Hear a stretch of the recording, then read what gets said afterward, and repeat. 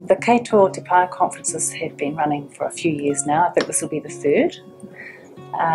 And from my perspective, the aim of the conference has been to bring together Māori thinkers, whānau, students, anyone really who's interested in talking about kaupapa, tikanga, defining those terms for ourselves and exploring what they mean.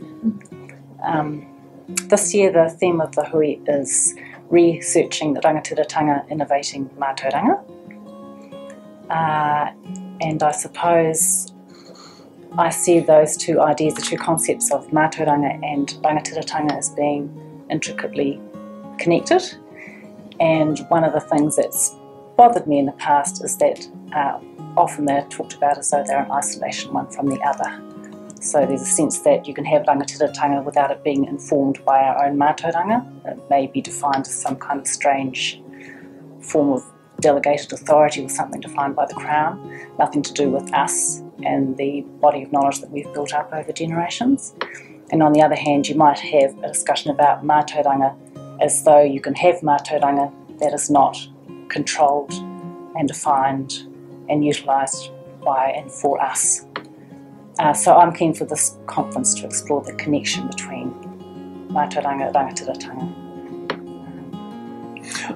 I think the value of the Kei Tua conferences has been that it encourages, hopefully, our people to ask questions that need to be asked about the nature of our knowledge, the nature of our authority and the links between the two. And that's why discussions about tikanga at previous conferences were so important. And this year's conference, I think, is particularly relevant because, as Ani said, it brings together the links between mātauranga and rangatiratanga, which often are separated, and so rangatiratanga is perceived by the Crown as some subsidiary power of theirs, and mātauranga is this little subset of knowledge that might fit into the Pākehā education system. And this conference hopefully will give us a chance to break down those imposed barriers and look at what they mean in our terms and what that might mean in the 21st century.